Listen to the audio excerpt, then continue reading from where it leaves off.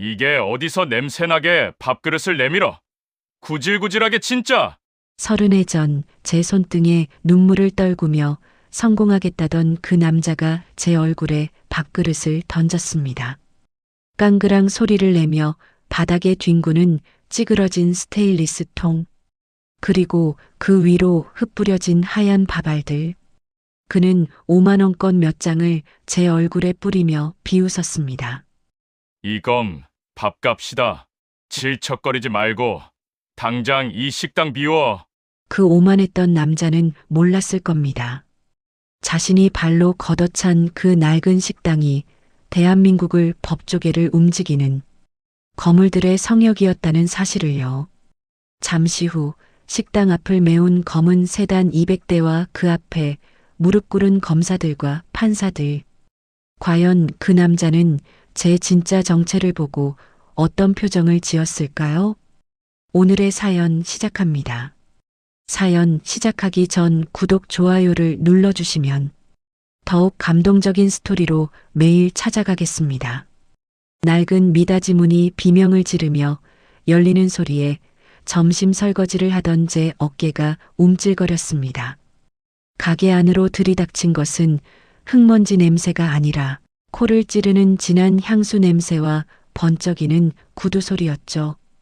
고개를 들어보니 30해 전 가난에 찌든 얼굴로 제 식당 구석에서 눈물 섞인 밥을 먹던 대학생 박호준이 서 있었습니다. 그는 이제 제 손가락이 발갛게 트도록 지어다 바친 등록금과 사업 미천으로 세운 건설사 회장이 되어 거만한 눈빛으로 좁은 가게 안을 훑어보더군요. 박호준이 제 앞에 서서 코끝을 찡그리며 가죽 장갑을 벗어 식탁 위에 던졌습니다. 여전하네. 이 지긋지긋한 청국장 냄새도 그렇고 구질구질한 내 꼴도 그렇고. 박호준이 턱을 치켜들며 차갑게 내뱉었습니다. 저는 젖은 앞치마에 손을 닦으며 그를 빤히 쳐다보았습니다. 성공해서 조강지쳐 내팽개치고 도망갔으면 죽을 때까지 얼굴 안 보이는 게 예의 아니니? 여기가 어디라고 발을 들여? 제가 떨리는 목소리를 억누르며 대답했습니다. 박호준은 제 말이 들리지도 않는다는 듯 의자를 발로 끌어당겨 앉더니 주머니에서 서류 뭉치를 꺼냈습니다. 이 땅 내가 샀어. 다음 달부터 철거 들어갈 거니까 짐 싸서 나가라고. 박호준이 서류를 제 가슴팍에 툭 치며 말했습니다. 제 가슴 속에서 뜨거운 불덩이가 울컥 치밀어 올랐습니다. 네가 사람이니? 내 대학 등록금에 첫 사업 자금까지 내가 이 불판 앞에서 번 돈으로 대줬어.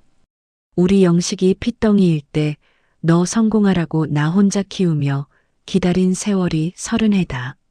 제가 소리를 지르자 박호준은 비릿한 웃음을 지으며 식탁 위에 놓인 밥공기를 집어들었습니다. 그 소리 좀 그만해. 그때 네가 준 밥 몇 그릇이랑 푼돈이 대단한 벼슬이라도 되는 줄 알아? 이제는 수준 맞게 살아야지. 박호준이 말을 마치자마자 손에 든 밥그릇을 바닥으로 세게 내던졌습니다.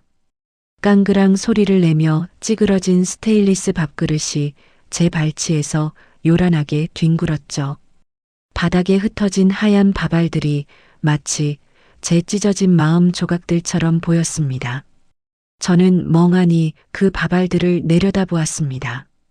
박호준이 지갑에서 5만 원권 몇 장을 꺼내 제 얼굴을 향해 뿌리며 비웃었습니다. 이건 그동안 밥해준 수고비니까 챙겨두고 질척거리지 말고 조용히 꺼져. 자꾸 과거 들먹이면 내 아들 앞길도 내가 막아버릴 줄 알아. 박호준이 제 어깨를 치고 지나가며 밖으로 나갔습니다. 저는 무릎을 꿇고 앉아 바닥에 흩어진 밥알들을 하나하나 줍기 시작했습니다. 눈물이 앞을 가려 밥알이 제대로 보이지 않았습니다. 이 식당은 단순한 밥집이 아니라 남편 성공 하나만 바라보며 제 청춘을 갈아 넣은 유일한 보금자리였죠. 박호준이 버리고 간 서류에는 그의 회사 이름인 호준건설이 선명하게 박혀 있었습니다. 그는 제가 가장 아끼는 공간을 무너뜨려 제 존재 자체를 지우려 하고 있었습니다. 비록 가진 것은 없어도 사람의 도리를 저버린 인간에게는 끝까지 맞서야겠다고 결심했죠. 박호준이 다녀간 뒤로 제 가슴은 시커멓게 타들어가기만 했습니다. 그는 말로만 협박한 것이 아니라 제 목줄을 죄어오기 위해 치밀하게 움직이고 있었죠. 가게 밖에서는 검은 옷을 입은 험악한 사내들이 하루 종일 서성거리며 손님들의 출입을 막았습니다. 오랜 단골이었던 시장 상인들도 그들의 위협에 못 이겨 제 식당 근처에 오지도 못하게 됐습니다. 아지매, 미안해요. 저 사람들이 길목을 막고 서서 눈을 부라리는데 도저히 들어갈 수가 없네. 옆집 떡집 할머니가 제 눈치를 보며 길 건너에서 소리쳤습니다. 저는 괜찮다며 손을 흔들었지만 비어있는 식탁들을 보니 한숨이 절로 나왔습니다. 박호준은 제 생계 수단을 끊어버리면 제가 제 발로 기어나갈 거라 생각한 모양입니다. 그는 제 아들 영식이의 회사까지 찾아가서 압박을 넣고 있다는 소문도 들려왔죠. 영식이는 제게 걱정 끼치지 않으려 아무 내색도 안 했지만 아들의 헬쑥한 얼굴을 볼 때마다 제 속은 문드러졌습니다. 어느 날 저녁 박호준이 보낸 용역 대장이 가게 안으로 구두를 신은 채 들이닥쳤습니다. 그는 손목에 문신을 드러내며 제 앞에 침을 뱉었습니다. 할머니, 좋은 말로 할 때 도장 찍으쇼. 내일이면 여기 포클레인 들어옵니다. 용역 대장이 제 멱살을 잡으려는 듯 위협하며 말했습니다. 저는 뒤로 물러나며 국자 하나를 손에 꽉 쥐었습니다. 죽어도 못 나가. 나를 죽여서 여기서 끌어내. 제가 악에 받쳐 소리치자 그는 코웃음을 치며 주방 기구들을 발로 차서 쓰러뜨렸습니다. 냄비가 바닥에 부딪히며 천둥 같은 소리를 냈고 공들여 끓여놓은 된장찌개가 바닥으로 쏟아졌습니다. 그들은 제 삶을 송두리째 짓밟고 있었습니다. 저는 바닥에 엎드려 쏟아진 찌개를 손으로 훔치며 울부짖었습니다. 세상이 참으로 불공평하다는 생각이 머릿속을 떠나지 않았죠. 박호준 같은 악마는 거대 기업의 회장이 되어 호의호식하고 평생 정직하게 산 저는 길거리로 내앉게 생겼으니까요. 가게 불을 끄고 어둠 속에 앉아 있는데 옛날 생각이 났습니다. 신림동 고시촌에서 이 식당을 처음 시작했을 때 호준이는 제게 영원히 사랑하겠다고 약속했었죠. 제 손끝은 늘 물에 불어 터져 있었고 손목은 파스 냄새가 가실 날이 없었습니다. 그런데 그 결과가 이런 멸시와 배신이라니 가슴이 찢어지는 것 같았습니다. 내일이면 이 식당이 무너질지도 모른다는 공포가 저를 덮쳐왔습니다. 저는 부처님께, 하느님께, 세상 모든 신에게 빌고 또 빌었습니다. 제발 저 불의한 인간에게서 저를 지켜달라고, 이 억울함을 풀어달라고 말입니다. 밤바람이 틈새로 들어와 촛불을 흔들었고 저는 그 작은 불꽃을 보며 밤을 지새웠습니다. 아침 8시가 되자마자 지옥 같은 엔진 소리가 동네를 흔들었습니다. 가게 문을 열어보니 집채만 한 포클레인이 식당 마당을 가득 메우고 있었습니다. 박호준은 검은 우산을 쓴 비서들의 호의를 받으며 거만하게 걸어오더군요. 그의 뒤로는 수십 명의 용역들이 몽둥이를 들고 서서 저를 위협했습니다.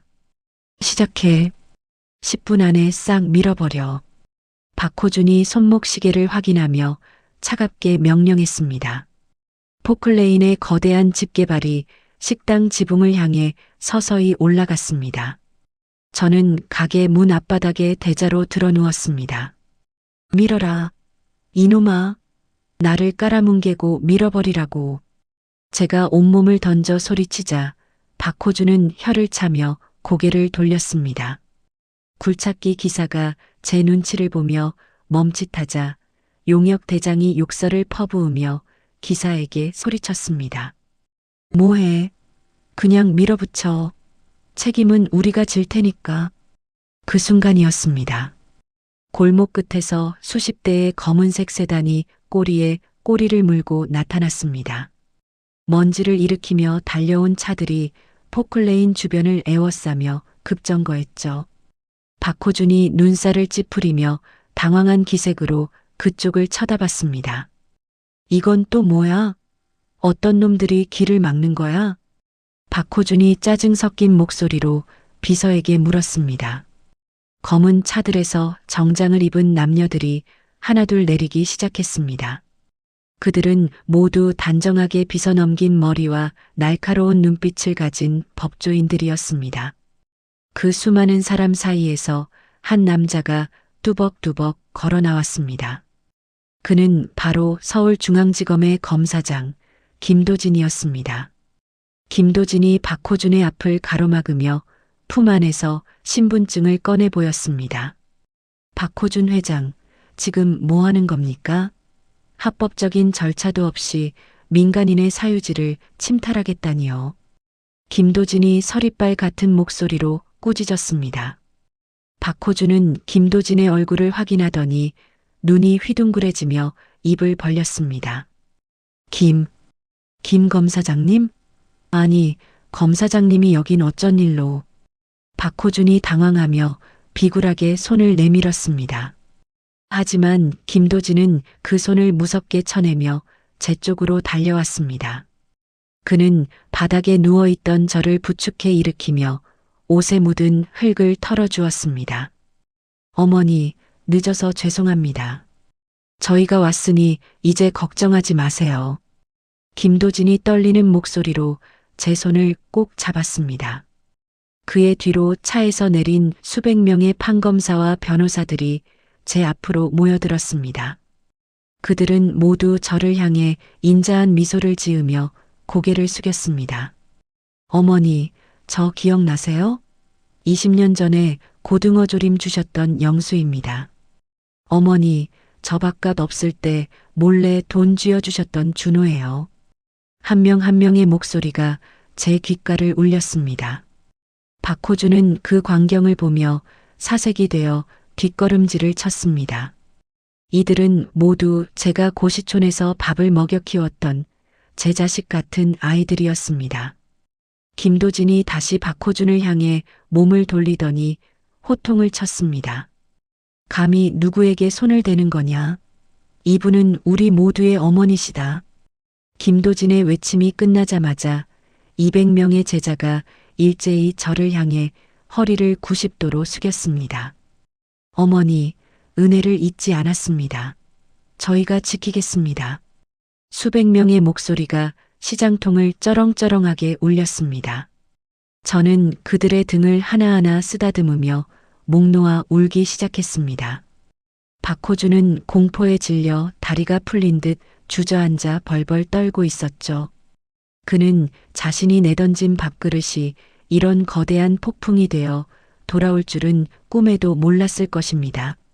저는 이제 더 이상 혼자가 아니라는 사실에 가슴이 벅차올랐습니다. 정의는 살아있었고 제가 베푼 작은 정성은 세상에서 가장 단단한 성벽이 되어 돌아왔습니다.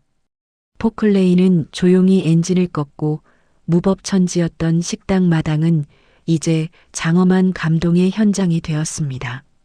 저는 저를 지탱해주는 제자들의 손을 잡고 다시 한번 당당하게 고개를 들었습니다. 이것은 시작일 뿐이었습니다. 박호준이 저지른 모든 불의를 바로잡고 사람의 도리가 무엇인지 똑똑히 보여줄 시간이었죠. 저는 제자들과 함께 식당 안으로 들어갔습니다. 비록 엉망진창이 된 가게였지만 그 어느 때보다 따뜻한 기운이 가득했습니다. 박호준은 멍하니 그 뒷모습을 바라볼 수밖에 없었습니다. 그의 오만함이 무너져 내리는 소리가 제 귀에는 승전보처럼 들려왔습니다. 저는 마음속으로 조용히 음주렸습니다. 고맙다 얘들아. 밥 한 그릇의 인연을 잊지 않아줘서 정말 고맙구나. 박호준과 용역들이 쫓기듯 물러간 식당 마당에는 잠시 정적이 감돌았습니다.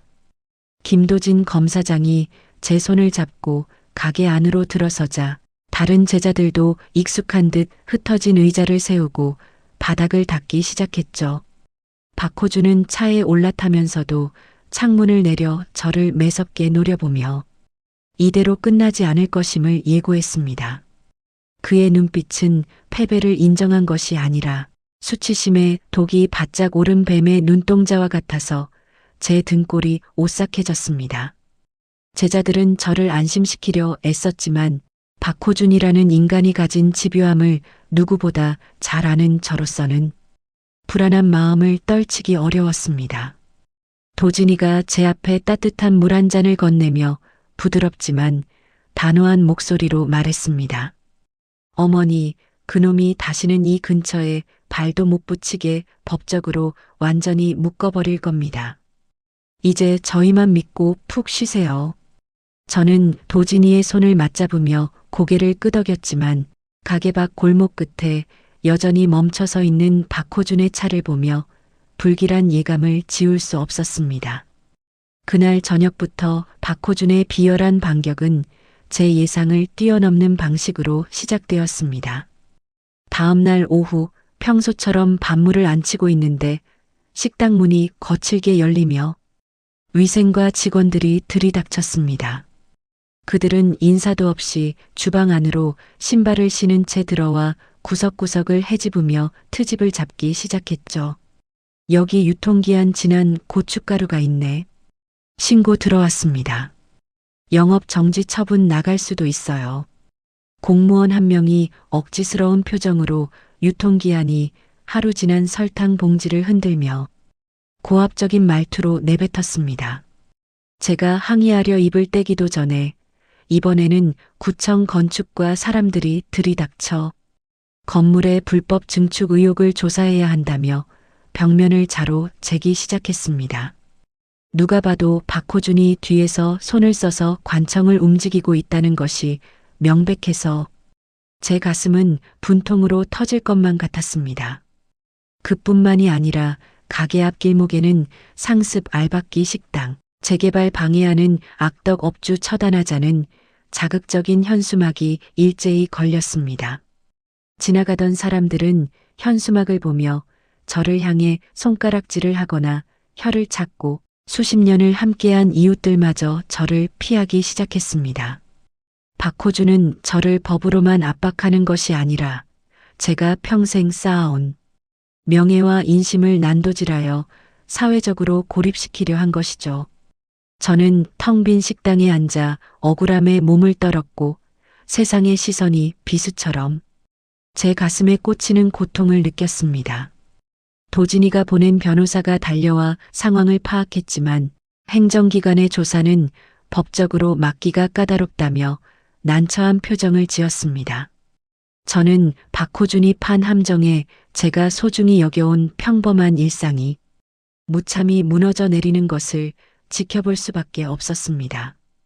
가게를 둘러싼 압박이 거세지던 며칠 뒤 호주는 더 잔인한 칼날을 꺼내 들었습니다. 그는 제 아들 영식이가 운영하는 작은 공장에까지 마술을 뻗쳐 원자재 공급을 차단하고 기존 거래처들을 매수해 계약을 해지하게 만들었죠. 영식이는 제게 걱정 끼치지 않으려 밤늦게까지 공장 불을 밝히며 뛰어다녔지만 헬쑥해진 아들의 얼굴을 보며 제 심장은 갈갈이 찢어지는 듯 했습니다. 박호준은 제게 전화를 걸어와 수화기 너머로 비릿한 웃음소리를 흘리며 제 속을 뒤집어 놓았습니다. 선자야, 자식 앞길 막는 부모가 되고 싶지는 않겠지? 식당 내놓고 조용히 시골로 내려가면 내 아들 살려줄게. 박호준의 비열한 협박에 저는 수화기를 든 손을 부르르 떨며 아무 말도 하지 못했습니다. 제 명예가 더럽혀지는 것은 참을 수 있었지만 저 때문에 자식이 무너지는 꼴은 도저히 눈뜨고 볼 수 없는 노릇이었으니까요. 아들이 빚쟁이들에게 독촉 전화를 받으며 고개를 숙이는 모습을 몰래 지켜본 저는 식당 문을 걸어 잠그고 어둠 속에서 오열했습니다. 제자들에게 도움을 청하고 싶었지만 박호준이 언론을 매수해 판검사와 식당 주인의 유착관계라며 가짜 뉴스를 퍼뜨리고 있어 그들까지 공경에 빠질까봐 입을 뗄 수 없었죠. 저는 제 선행이 오히려 제가 사랑하는 사람들을 파멸로 이끄는 독이 된 것만 같아 극심한 자책감에 빠졌습니다. 박호준은 제가 가장 약한 고리가 어디인지 정확히 알고 그곳을 사정없이 후벼 파고 있었습니다. 저는 텅 빈 불판 위에 손을 올리고 차가운 금속의 기운을 느끼며 이 긴 싸움을 어떻게 끝내야 할지 막막함에 눈물을 닦았습니다. 식당 밖에서는 여전히 시위대의 확성기 소리가 제 이름을 부르며 욕설을 퍼주고 있었습니다. 밤은 깊어가는데 제 마음의 어둠은 거칠 기미가 보이지 않았고 박호준의 거대한 그림자가 제 목을 조여오는 듯한 공포가 밀려왔습니다. 하지만 저는 이대로 항복할 수는 없었습니다. 제가 무너지면 영식이도 저를 믿어준 제자들도 모두 불의한 권력 앞에 무릎을 꿇게 될 것이기 때문입니다. 저는 이를 악물고 부엌 바닥에 흩어진 쌀알들을 정리하며 박호준이 결코 가질 수 없는 진심이라는 무기를 다시 한번 가다듬었습니다. 내일 아침이면 박호준이 직접 승전보를 확인하러 올 것이 분명했기에 저는 마지막까지 비굴해지지 않겠다고 스스로에게 맹세했습니다. 찬란했던 제자들의 등장이 잠시의 꿈이었던 것처럼 현실은 다시 처참한 가시밭길로 변해 있었죠. 저는 창밖으로 보이는 흔들리는 가로등을 보며 도진이의 얼굴을 떠올렸고 그들이 준 용기를 등불 삼아 다시 일어서기로 했습니다. 박호준, 네가 아무리 악랄하게 굴어도 나는 결코 밥그릇을 먼저 놓지 않을 것이다. 저는 젖은 수건을 꽉 짜며 내일 다가올 더 큰 폭풍을 맞이할 준비를 마쳤습니다. 가슴 속에는 분노보다 더 뜨거운 것이 끓어오르고 있었고 그것은 바로 내 자식과 내 사람들을 지키겠다는 어미의 결기였습니다. 어둠이 가장 깊은 시간이 지나면 반드시 새벽이 온다는 사실을 저는 믿고 싶었습니다. 저 멀리서 들려오는 길고양이의 울음소리가 마치 저를 응원하는 소리처럼 들려왔습니다. 박호준의 협박 전화를 받은 뒤로 저는 뜬 눈으로 밤을 지새우는 날이 많아졌습니다. 식당 앞 현수막은 날이 갈수록 늘어났고 이제는 모르는 사람들이 가게 유리창에 계란을 던지거나 침을 뱉고 지나가는 지경에 이르렀죠. 아들 영식이는 제 전화를 피하기 시작했고 간신히 연결된 목소리에는 물기 어린 한숨만 가득해서 제 가슴은 시퍼런 멍이 든 것처럼 아팠습니다. 도진이를 비롯한 제자들은 박호준의 로펌 군단과 치열한 법리 싸움을 벌이느라 식당에 자주 들르지 못하게 되었고 저는 다시 혼자가 된 기분이었습니다. 그러던 어느 날 아침 식당 문틈에 꽂힌 정체 모를 고급 검은색 봉투 하나가 제 운명을 다시 한번 뒤흔들어 놓았습니다. 봉투 안에는 이름만 대면 전 국민이 다 아는 국내 최대 재벌가 성진그룹의 안주인인 오윤희 여사의 팔순 잔치 초대장이 들어 있었습니다. 저는 눈을 비비고 다시 보았지만 초대장 밑에 정갈한 손글씨로 선자 언니의 손맛이 그립습니다라는 문구가 선명하게 적혀 있었죠. 오윤희 여사는 40년 전 남편의 사업 실패로 신림동 단칸방에서 어린 자식들을 키우며 눈물 젖은 밥을 먹던 제 가장 오래된 단골 중 한 명이었습니다. 그녀가 재벌가의 안주인이 되었다는 소식은 풍문으로 들었지만 이렇게 대단한 신분이 되어 저를 찾을 줄은 꿈에도 생각지 못했습니다. 저는 떨리는 손으로 초대장을 쥐고 한참을 멍하니 앉아 있었는데 갑자기 식당 문이 거칠게 열리며 박호준이 수행원들을 거느리고 다시 나타났습니다. 야, 이선자.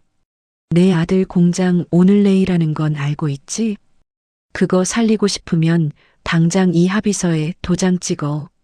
박호준이 제 앞에 누런 서류 봉투를 던지며 비릿한 웃음을 지었습니다.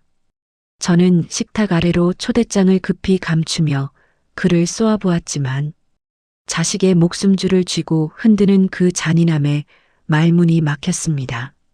너 정말 사람의 탈을 쓰고 어떻게 이럴 수가 있니? 영식이가 내 핏줄인 건 잊었어? 제 물음에 박호준은 코웃음을 치며 제 턱 밑까지 얼굴을 들이밀었습니다. 핏줄? 성공한 내 인생에 너랑 그 애는 5점일 뿐이야. 내일까지 도장 안 찍으면 내 아들은 신용불량자로 길거리에 나앉게 될 줄 알아. 박호준이 제 가슴에 대못을 받고 나가자마자 저는 참아왔던 오열을 터뜨리며 바닥에 주저앉았습니다.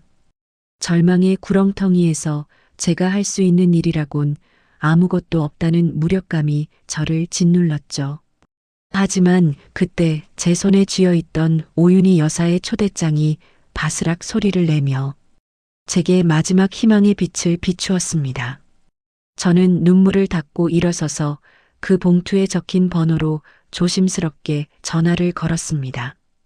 박호준이 돌아가고 1시간 뒤 식당 앞에 길게 늘어선 고급 리무진 행렬이 동네 사람들의 시선을 한몸에 받으며 멈춰섰습니다. 차에서 내린 사람은 다름 아닌 성진그룹의 비서실장과 경호원들이었고 그들은 정중하게 제게 고개를 숙이며 인사를 건넸습니다.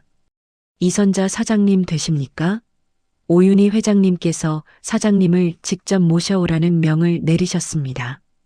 비서실장의 정중한 태도에 저는 당황하며 앞치마를 고쳐맸지만 이 기회가 박호준에게서 제 아들과 식당을 지킬 유일한 동아줄임을 직감했습니다. 저는 식당 문을 굳게 잠그고 그들이 안내하는 차에 올랐고 차창 너머로 당황해서 저희를 지켜보는 박호준의 부하들을 지나쳐갔습니다. 도착한 곳은 일반인은 발도 들이지 못한다는 성진그룹의 본가였고 그곳에는 화려한 한복을 차려입은 오윤희 여사가 저를 기다리고 있었습니다. 그녀는 저를 보자마자 달려와 제 거친 손을 맞잡으며 눈시울을 붉혔습니다.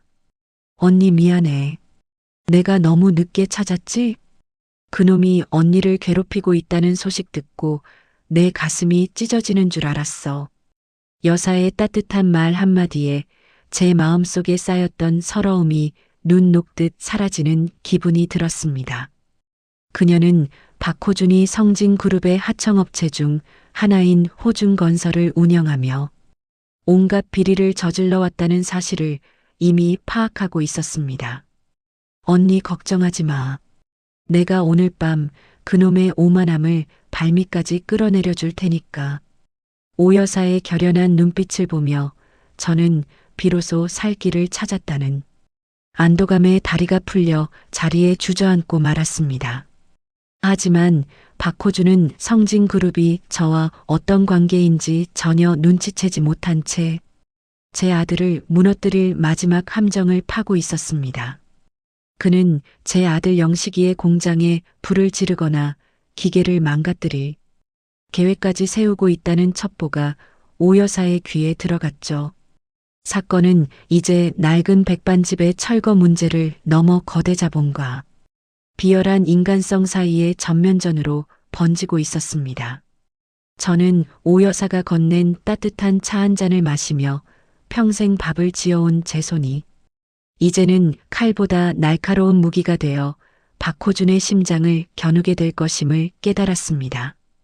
그날 밤 성진그룹의 안가에서 저는 도진이와 비밀리에 연락을 취했고 제자들과 재벌가가 합세한 거대한 반격의 시나리오가 짜이기 시작했습니다. 박호준은 자신이 건드린 식당 할멈이 대한민국을 움직이는 거물들의 심장과 연결되어 있다는 사실을 꿈에도 모른 채 승리의 샴페인을 터뜨리고 있었습니다. 저는 창밖으로 보이는 도시의 야경을 보며 내일 아침이면 박호준의 세상이 천둥 소리와 함께 무너져 내릴 것임을 예감했습니다. 폭풍전야의 정막 속에서 저는 다시 한번 앞치마 끈을 꽉 조여 매었습니다. 조강지철을 버리고 자식의 앞길을 막는 짐승만도 못한 인간에게 진짜 세상의 무서움을 보여줄 시간이 다가오고 있었죠. 저는 오 여사의 손을 잡고 조용히 음조렸습니다. 그래 호준아.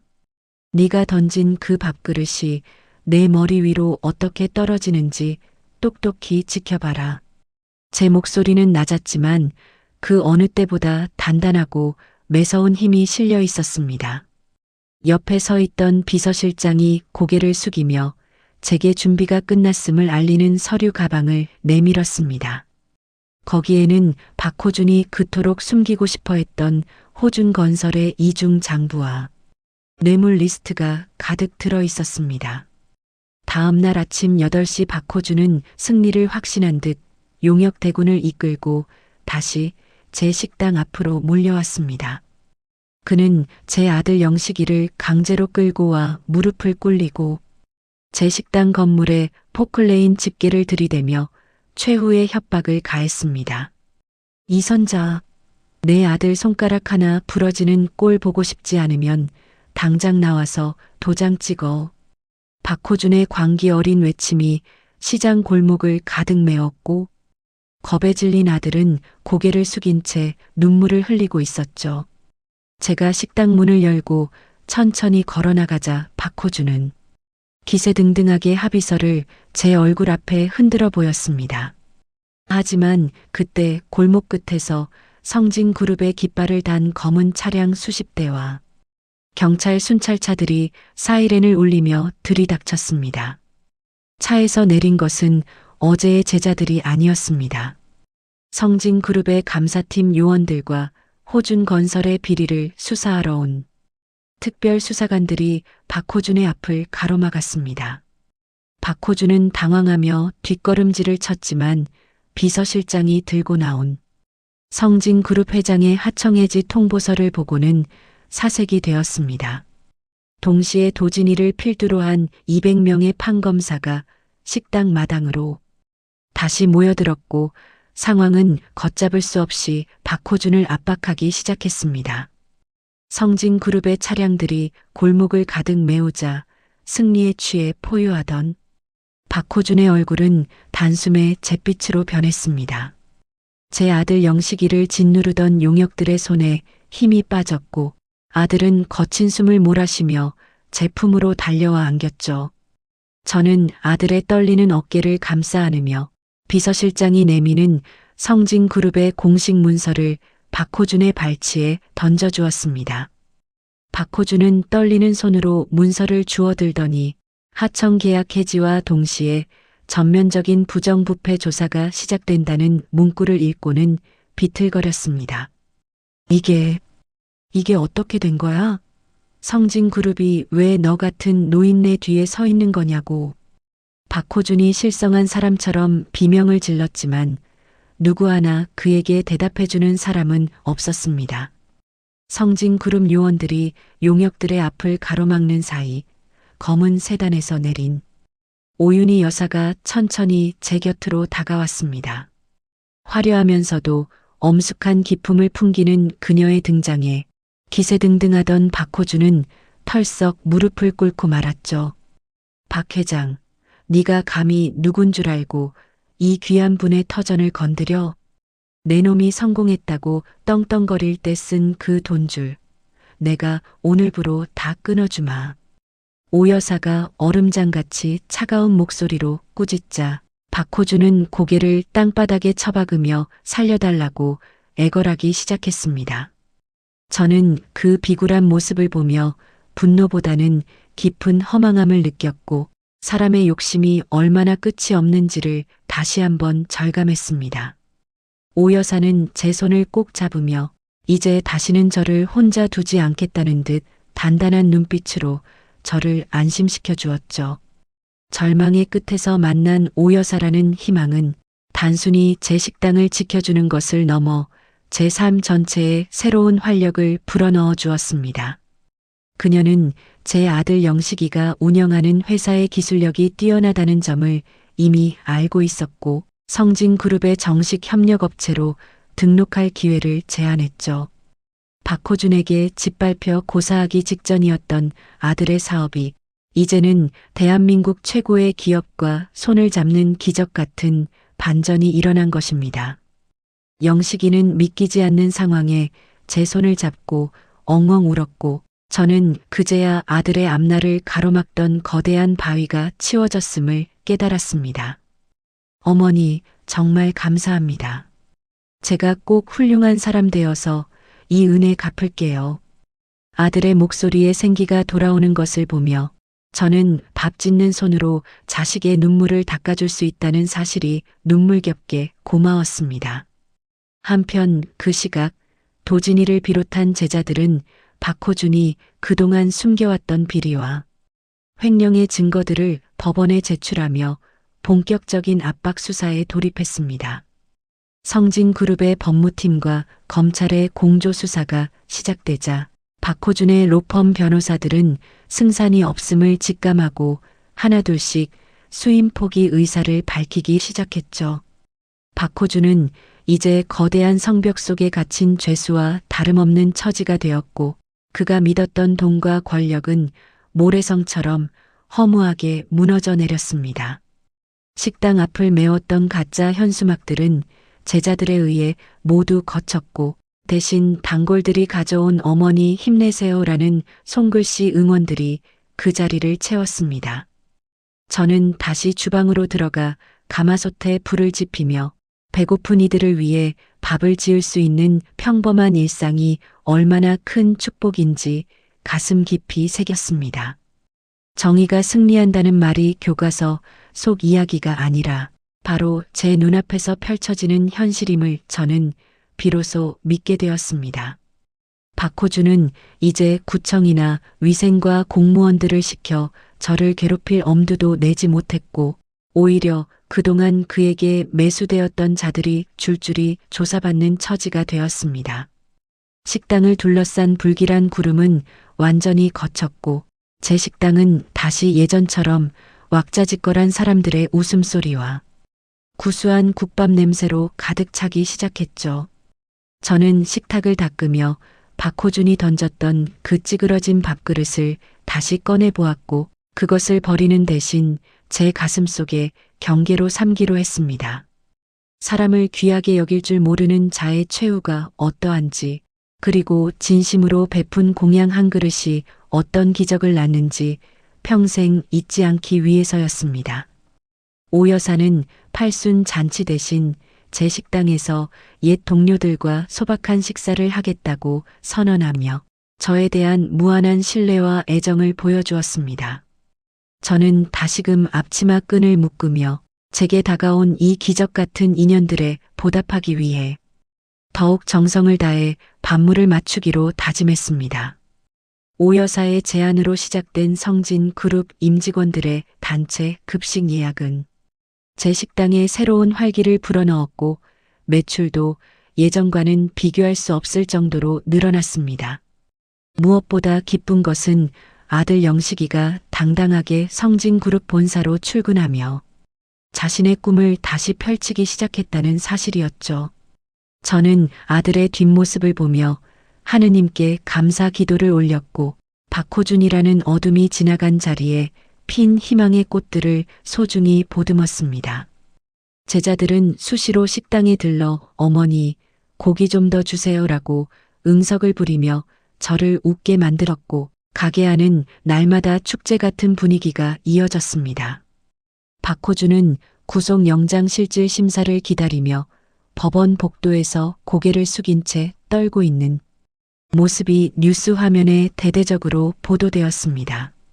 저는 그 장면을 보며 고소함보다는 그저 한 인간의 몰락에 대한 씁쓸함을 느꼈지만 한편으로는 이제야 모든 것이 제 자리를 찾았다는 안도감이 들었죠.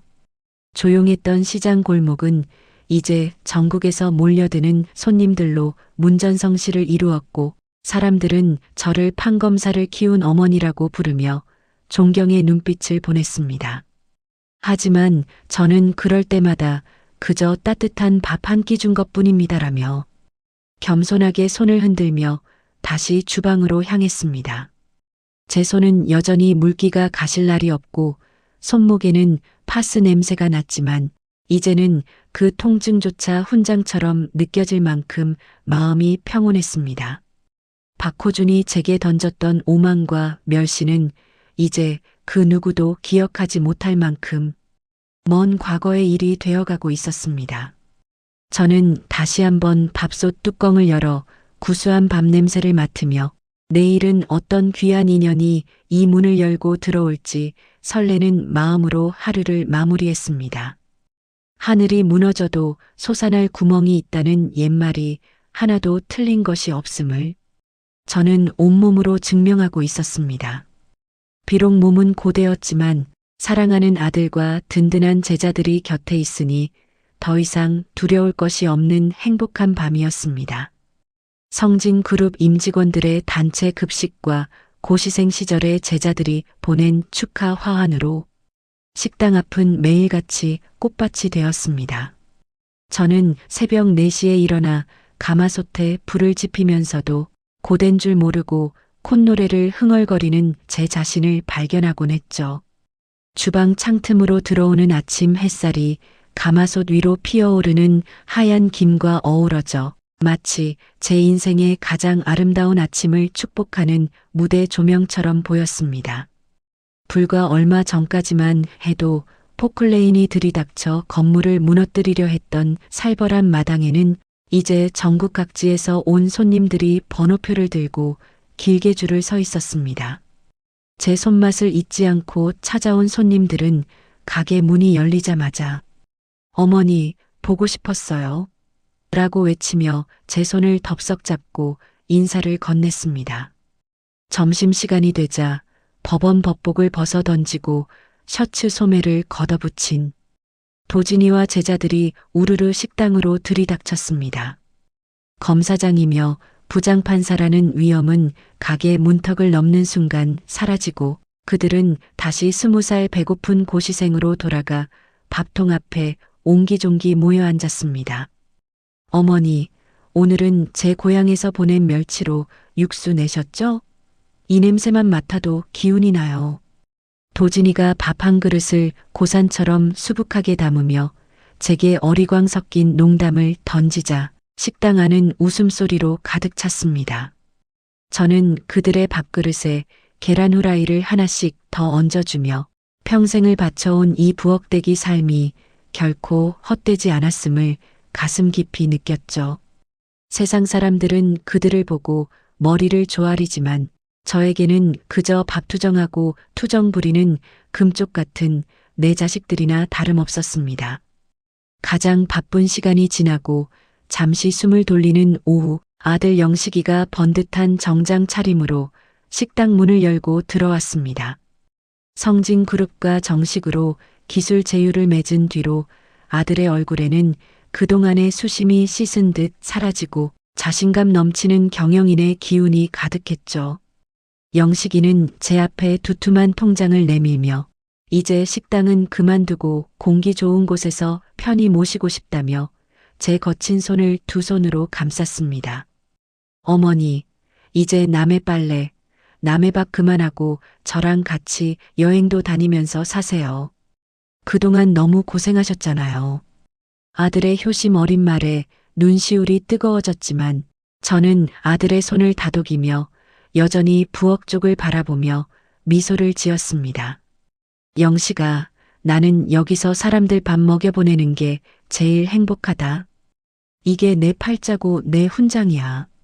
제 대답에 아들도 고개를 끄덕이며 제가 행복하면 자기도 좋다며 제 어깨를 주물러 주는데 그 순간의 안도감은 세상 어떤 보물과도 바꿀 수 없었습니다. 박호준이 그토록 뺏으려 했던 제 자존심과 아들의 앞날이 이제는 누구도 건드릴 수 없는 단단한 바위가 되어 저를 지탱해주고 있었죠. 성진그룹 오 여사는 매일같이 비서를 보내 귀한 식재료를 넣어주며 저를 단순한 식당 주인이 아닌 인생의 동반자로 대우해 주었습니다. 저는 그 고마운 마음들을 모아 더 정성껏 육수를 우려냈고 제 식당을 찾는 모든 이들이 집밥의 온기를 느끼고 돌아가길 간절히 바랐습니다. 저녁이 되어 어스름이 깔리면 저는 식당 한 구석에 앉아 옛날 사진첩을 뒤적이며 소박하지만 행복했던 신림동 시절을 회상하곤 했습니다. 비록 돈은 없었지만 고시생들이 합격 소식을 들고 뛰어와 저를 껴안고 울던 그 시절이 제 인생의 가장 찬란한 황금기였음을 이제야 깨닫습니다. 그때 뿌린 씨앗들이 이제는 거대한 숲이 되어 저를 감싸고 있으니 저는 참으로 복이 많은 사람이라는 생각이 들어 절로 고개가 숙여졌죠. 박호준의 모욕과 협박은 이제 먼지보다 가벼운 기억이 되었고 제 마음속에는 오직 사람에 대한 사랑과 정성만이 가득 차올랐습니다. 식당 간판에 불이 들어오고 지나가는 사람들이 저기가 바로 그 유명한 식모 어머니 집이야라며 수군거리는 소리도 이제는 정겹게 들렸습니다. 저는 다시 밥솥 뚜껑을 열어 모락모락 피어오르는 밥 냄새를 맡으며 내일은 또 어떤 인연을 맞이할지 설레는 마음으로 잠자리에 들 준비를 마쳤습니다.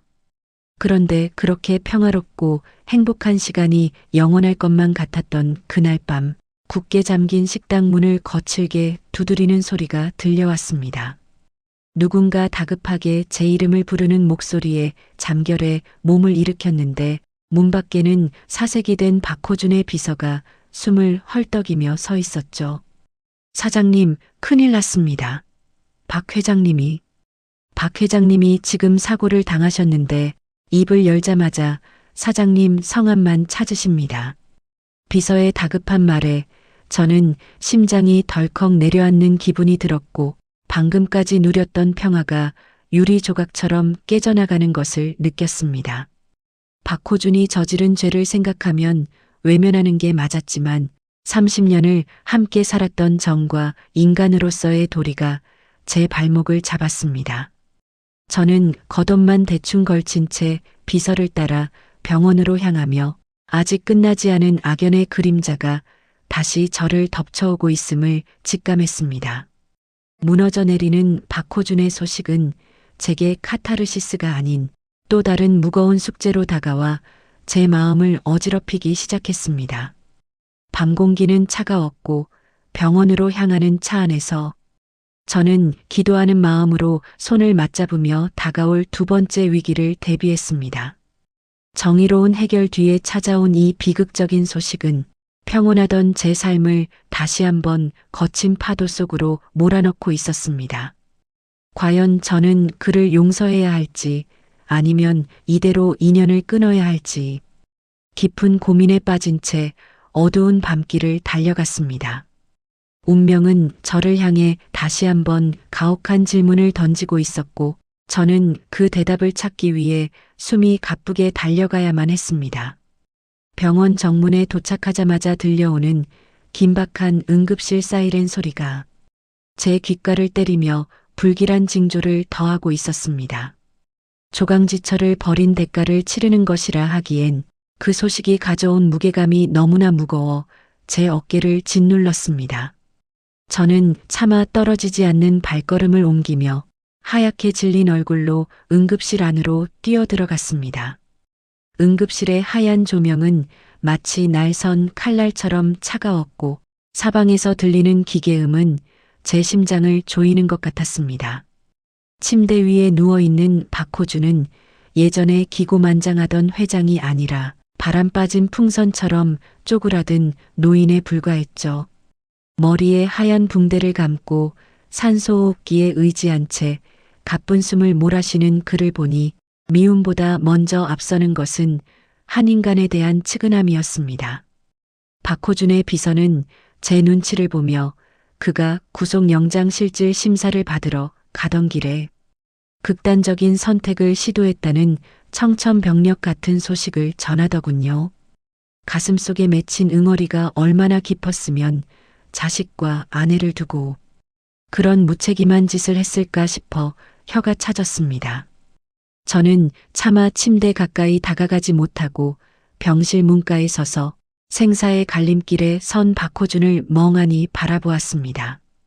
겨우 의식을 되찾은 박호준이 눈을 가늘게 뜨더니 제 형체를 알아보고는 떨리는 손을 허공으로 내저었습니다.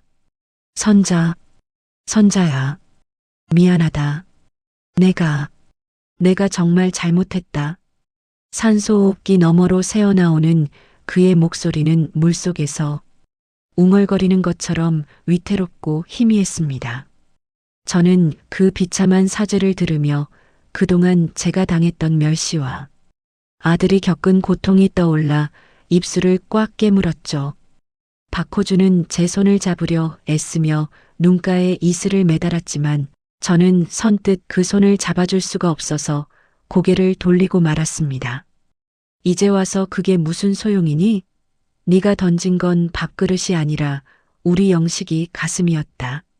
제가 차갑게 내뱉었지만 박호준은 연신 제 이름을 부르며 눈물로 베개를 적셨습니다. 그런데 그 순간 병실 문이 거칠게 열리며 박호준의 재혼한 아내와 처가 식구들이 들이닥쳐 저를 밀쳐냈습니다. 그들은 박호준의 생사보다 그가 숨겨둔 비자금과 남은 재산의 행방에만 혈안이 되어 서로 고함을 지르기 시작했죠. 당신 뭐야? 이 노인네가 여기까지 왜 와? 당신이 우리 남편 꼬드겨서 유언장이라도 고치게 한 거 아니야. 재혼한 아내가 제 멱살을 잡을 듯이 달려들며 독설을 퍼부어대는데 저는 기가 막혀 말문이 막히고 말았습니다. 박호준은 고통스러운 듯 신음하며 그들을 말리려 했지만 이미 욕망에 눈이 먼 그들에게는 남편의 신음조차 들리지 않는 모양이었습니다. 그들은 박호준이 병상에 누워있는 틈을 타 회사 지분을 가로채려 음모를 꾸미고 있었고 저를 박호준의 재산을 노리는 파렴치한으로 몰아세웠습니다. 박호준의 처남이라는 작자는 경호원들을 불러 저를 병실 밖으로 강제로 끌어내며 온갖 모욕적인 언사를 쏟아냈습니다. 병원 복도에서 사람들의 시선을 받으며 쫓겨난 저는 다시 한번 인간의 탐욕이 얼마나 무서운지를 뼈저리게 느꼈죠. 박호준은 자기가 믿었던 가족들에게 배신당하고 오직 제가 지어준 밥 한 끼에 온기만을 그리워하며 죽어가는 처지가 된 것입니다. 하지만 더 큰 문제는 박호준이 제 아들 영식에게 넘겨준 줄 알았던 주식 일부가 법적 하자로 인해 공중에 뜨게 되면서 발생했습니다. 그들은 영식이를 상대로 소송을 걸어 아들을 감옥에 보내겠다고 협박하며 식당 부지까지 통째로 내놓으라고 제 목을 조여왔습니다. 저는 아들을 지키기 위해 다시 한번 전쟁터로 나가야 했고 이번에는 박호준이 아닌 그의 잔인한 처가 식구들과 맞서야 했죠. 도진이와 제자들은 박호준의 사고 소식에 달려왔지만 가족 간의 재산 다툼은 법적으로 개입하기가 매우 까다롭다며 고개를 저었습니다. 박호준의 재혼한 아내는 언론에 제 과거를 왜곡해서 흘려 저를 불륜녀로 둔갑시키는 파렴치한 짓까지 서슴지 않았습니다. 식당 앞에는 다시금 기자들이 몰려들어 제 얼굴에 카메라를 들이대며 박 회장과 어떤 관계냐고 무례하게 질문을 던져댔죠. 저는 다시 한번 세상의 비난 속에 홀로 서게 되었고 이번에는 제자들마저 공직자 윤리에 휘말릴까봐 도움을 청하기가 조심스러웠습니다. 박호준은 중환자실에서 의식을 잃어 제 결백을 증명해 줄 길이 막막해졌고 저는 사방이 적으로 둘러싸인 기분을 느꼈습니다. 영식이는 자기 때문에 엄마가 이런 수치를 당하는 것을 견디지 못하고 모든 것을 포기하자며 제 손을 잡고 울었습니다. 밤새 뜬 눈으로 식당 구석에서 찬물을 들이켜며 저는 박호준이 남긴 마지막 눈빛을 떠올렸습니다. 그의 참회는 진심이었을까 아니면 죽음 앞에서의 비겁한 도망이었을까를 고민하며 저는 결단을 내려야 했습니다. 재혼한 아내 쪽 사람들은 용역을 다시 보내 식당 입구를 대형 컨테이너로 막아버리고 저를 말려 죽이겠다고 선포했죠. 시장의 상인들조차 가짜 뉴스를 믿고 저를 향해 평생 착한 척하더니 속은 구렁이였다며 침을 뱉고 지나갔습니다. 저는 제가 쌓아온 평생의 명예가 한순간에 무너져 내리는 것을 보며 차라리 이대로 삶을 놓아버릴까 하는 극단적인 생각까지 들었습니다. 식당 안은 전기가 끊겨 어둡고 차가웠으며 저는 찌그러진 밥그릇을 안고 어둠 속에서 소리 없는 울음을 터뜨렸습니다.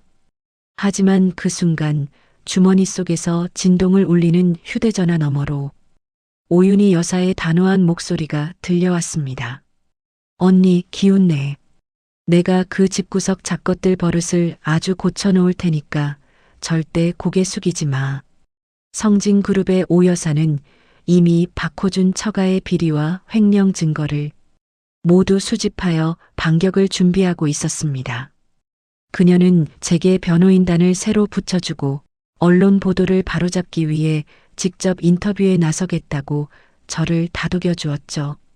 저는 오 여사의 지지에 다시 한번 힘을 내어 헝클어진 머리를 빗고 앞치마를 고쳐 매며 문 밖으로 나갈 준비를 마쳤습니다. 박호준의 가족들이 저지른 악행은 이제 단순히 제 개인의 문제를 넘어 사회적 공분을 사는 사건으로 번지기 시작했습니다. 저는 저를 모함하는 그들의 면전에 대고 진실이 무엇인지 똑똑히 보여주겠다고 다짐하며 식당 문을 걷어찼습니다. 아침 안개를 헤치고 병원으로 향하는 제 발걸음은 그 어느 때보다 무겁고도 단단했습니다. 중환자실 앞에서 저를 막아서는 경호원들의 눈을 똑바로 응시하며 저는 비켜라, 내가 이 집안의 진짜 주인이다라고 선언했죠. 제 기세에 눌린 그들이 움찔하는 사이 도진이가 보낸 수사관들이 들이닥쳐 박호준의 처남을 긴급 체포하기 시작했습니다. 그들은 박호준의 사고를 사주하고 유 원장을 위조하려 한 혐의로 쇠고랑을 차게 되었고 상황은 다시 한번 급반전되었습니다. 저는 의식을 잃고 누워있는 박호준의 곁으로 다가가 그의 거친 손을 잡으며 조용히 속삭였습니다. 호준아, 죽더라도 내 죄는 다 씻고 가라. 그게 네가 마지막으로 할 수 있는 속죄다. 박호준의 손가락이 미세하게 떨리는 것을 보며 저는 이 지독한 악연의 고리를 끊어낼 마지막 싸움이 끝났음을 직감했습니다. 창밖으로는 다시 눈부신 아침 해가 떠오르고 있었고 저는 비로소 아들과 제자들을 지켜냈다는 안도감에 눈물을 흘렸습니다. 박호준의 악행과 그의 가족들의 탐욕이 휩쓸고 간 자리에 이제는 진실이라는 꽃이 필 시간만이 남아 있었습니다. 저는 다시 식당으로 돌아가 밥을 지어야겠다고 생각하며 무거운 병원 문을 열고 밖으로 걸어 나왔습니다. 어둠이 걷히고 난 뒤의 세상은 이전보다 훨씬 맑고 투명하게 제 눈앞에 펼쳐져 있었습니다. 박호준의 처남이 병원 복도에서 수사관들에게 끌려가며 비명을 지르는 소리가 사방에 울려 퍼졌습니다. 재혼한 아내는 사색이 되어 구석으로 몸을 숨기려 했지만 도진이가 보낸 검찰 수사관들은 그녀의 가방과 서류들을 낱낱이 압수하며 압박해 들어갔죠. 알고 보니 그들은 박호준이 사경을 헤매는 틈을 타주식 양도 증서를 위조했고 사고 당일 차량 블랙박스를 훼손한 정황까지 포착되었습니다.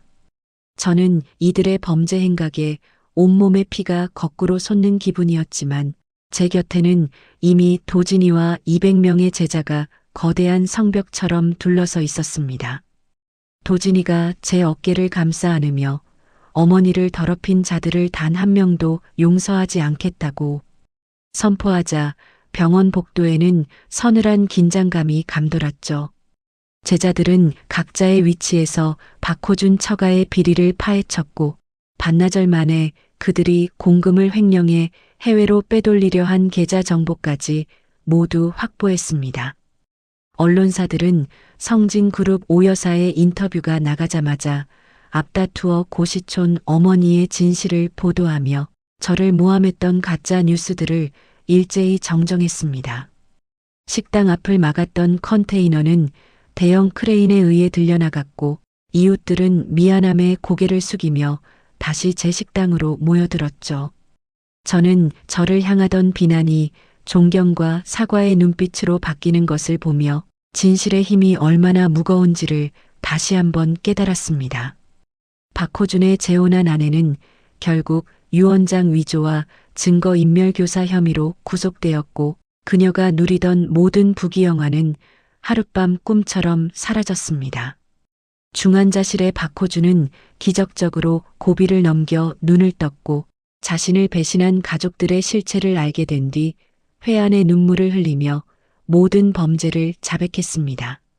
그는 특히 제 아들 영식이에게 저지른 만행을 뼈저리게 후회한다며 남은 모든 지분을 합법적으로 양도한다는 유서를 다시 작성했죠.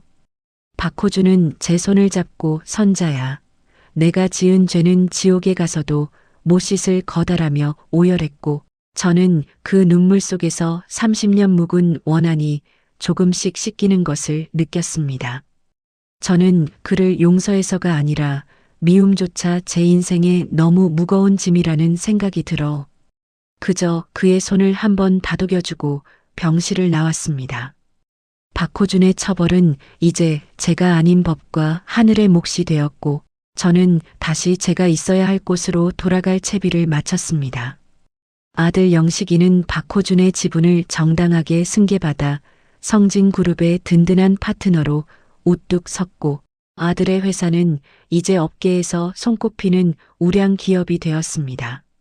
영식이는 제게 화려한 식당을 차려주겠다고 성하였지만 저는 그저 낡은 앞치마를 고쳐 매며 다시 가마솥 앞에 섰습니다. 영식아, 엄마는 이 낡은 가마솥 뚜껑 열 때 나는 밥 냄새가 이 세상에서 제일 좋다. 남의 밥 먹이는 게 내 인생인데 어디를 가겠니?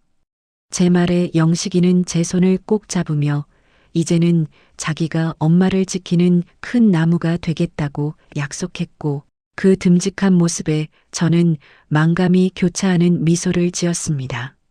식당은 다시 활기를 되찾았고 저를 믿어준 제자들은 승진 소식을 들고 올 때마다 제 식당에서 잔치를 벌이며 저를 진짜 어머니라 부르며 따랐습니다. 박호준의 처가 식구들이 법정에서 중형을 선고받았다는 소식이 들려오던 날 저는 식당 문을 닫고 홀로 조용히 향을 피웠습니다. 악인이 심판받는 것은 당연한 이치지만 그 과정에서 상처 입은 제 아들과 제자들의 마음을 달래주는 것이 제게 남은 마지막 숙제라고 생각했죠. 시장은 다시 평화로워졌고 사람들은 제 식당을 지나갈 때마다 존경의 표시로 가볍게 목례를 건네며 지나가곤 했습니다. 저는 다시 쌀을 씻고 밥물을 안치며 박호준이 던졌던 그 찌그러진 밥그릇 속에 이제는 따뜻한 정만을 가득 채우겠다고 다짐했습니다. 길고 길었던 싸움은 끝이 났고 남은 것은 오직 사랑하는 사람들과 나누는 구수한 밥 한 끼의 행복뿐이었습니다. 저는 다시 콧노래를 부르며 주방을 정리했고 창밖으로 비치는 달빛은 마치 제 고단한 세월을 위로하듯 은은하게 식당 안을 비추고 있었습니다. 박호준과 그 일가가 저지른 소동이 법의 준엄한 심판으로 마무리된 지도 어느덧 1년이라는 시간이 흘렀습니다. 식당 입구에는 제자 200명이 마음을 모아 선물한 이 시대의 진정한 어머니라는 문구가 새겨진 현판이 아침 햇살을 받아 눈부시게 반짝이고 있었죠. 저는 오늘도 변함없이 새벽 4시면 일어나 가마솥에 불을 지피고 쌀 씻는 맑은 소리로 시장 골목의 아침을 가장 먼저 깨우고 있습니다. 박호준은 결국 병상에서 영식이에게 진심 어린 참회의 편지와 유산을 남기고 세상을 떠났지만 저는 이제 그 이름조차 미움 없이 묵묵히 받아들일 수 있을 만큼 마음이 넓어졌습니다. 영식이는 박호준이 물려준 지분과 성진그룹과의 협력을 발판 삼아 이제는 업계에서 누구나 부러워하는 건실한 기업의 대표로 우뚝 섰습니다. 일요일 점심이 되자 번듯한 정장 차림의 영식이가 어린 손주들의 손을 잡고 식당 문을 열며 환한 미소와 함께 들어왔습니다. 어머니, 이제 그만 고생하시고 저희랑 같이 제주도라도 다녀와요. 이번에는 정말 예약 다 해놨습니다. 아들의 효심 섞인 타박에 저는 그저 허허 웃으며 손주들의 통통한 볼을 쓰다듬어 주었습니다. 영식이는 제 거친 손마디를 잡을 때마다 가슴 아파하지만 저는 이 손이 수많은 사람의 배를 채워주고 자식을 지켜낸 훈장이라 생각하며 자랑스럽게 여깁니다. 아들은 이제 저를 고급 승용차에 태워 전국을 유람시켜 주겠다고 큰 소리를 치지만 저는 창밖으로 보이는 풍경보다 제 식당에서 찌개 끓는 소리가 훨씬 더 정겹고 좋습니다. 오후가 되자 검사장 김도진을 비롯한 제자들이 한꺼번에 들이닥쳐 좁은 식당이 다시금 시끌벅적한 잔칫집으로 변했습니다. 그들은 이제 각자의 위치에서 나라의 법을 지키는 든든한 기둥들이 되었지만 제 앞치마 앞에만 서면 여전히 밥 더 달라고 아우성치는 고시생 시절로 돌아가더군요. 어머니, 이번에 저희 막내가 로스쿨을 수석으로 졸업했습니다. 이게 다 어머니가 먹여주신 밥심 덕분입니다. 제자 중 한 명이 자식의 합격 소식을 전하며 제게 큰 절을 올리자 식당 안은 기쁨의 박수 소리와 웃음꽃으로 가득 찼습니다. 저는 그들의 등을 이리리 두드려주며 제가 뿌린 작은 정성이 이렇게 큰 숲이 되어 저를 지켜주고 있음에 가슴 깊이 뜨거운 안도감을 느꼈습니다. 성진그룹 오윤희 여사도 가끔 비서 한 명만 대동한 채 소박한 차림으로 들러 저와 마주 앉아 옛날 이야기를 나누곤 합니다. 언니, 우리가 그 모진 세월 다 견디고 이렇게 웃으면서 밥 한 끼 먹을 날이 올 줄 누가 알았겠어. 오 여사가 건네는 찻잔 속에는 지나온 고난보다 더 깊은 우정과 신뢰가 담겨 있어 제 노년의 삶을 더욱 향기롭게 만들어 주었습니다. 박호준이 제게 던졌던 그 찌그러진 밥그릇은 이제 주방 가장 높은 곳에 깨끗이 닦아 놓았는데 그것은 제게 승리의 전리품이자 오만함을 경계하라는 하늘의 가르침입니다. 저는 그 밥그릇을 볼 때마다 돈보다 귀한 것이 사람의 마음이며 진심은 결코 배신하지 않는다는 진리를 다시 한번 되새기곤 합니다. 저녁 무렵 마지막 손님이 나가고 조용해진 식당에 앉아 창밖으로 지는 노을을 바라보며 저는 깊은 사색에 잠겼습니다. 지독했던 배신의 상처도 억울했던 누명도 아들을 지키기 위해 밤잠을 설치던 고통도 이제는 모두 구수한 누룽지처럼 고소한 추억이 되었습니다. 저는 비로소 제 인생의 진정한 승리자가 누구인지 깨달았고 그것은 거대 기업의 회장도 권력가도 아닌 끝까지 사람의 도리를 지킨 바로 저 자신이었습니다.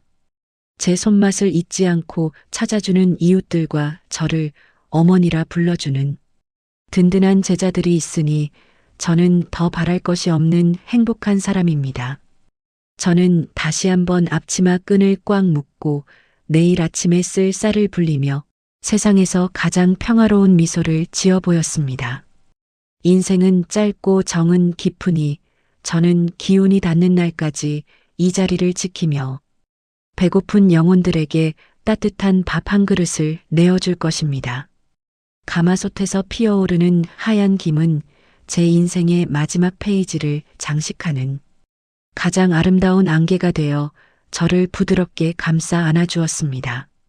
정의는 승리했고 사랑은 남았으며 제 식당의 불빛은 오늘도 어두운 골목길을 비추는 가장 따뜻한 등불로 남았습니다. 내일도 저는 밥 짓는 향기와 함께 새로운 봄날을 맞이할 것이고 저를 찾는 모든 이들에게 제 진심을 가득 담은 공양을 올릴 것입니다.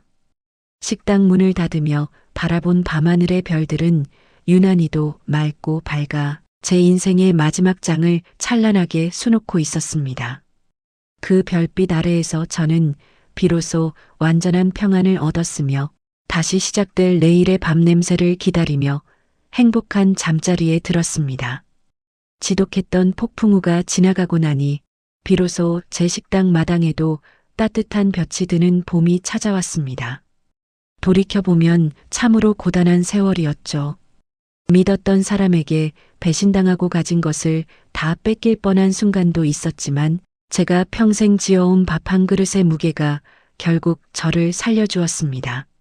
사람의 도리를 저버린 돈은 모래성처럼 허무하게 무너지지만 진심을 담아 나눈 정은 세상에서 가장 단단한 성벽이 되어 돌아온다는 것을 이제야 깨닫습니다.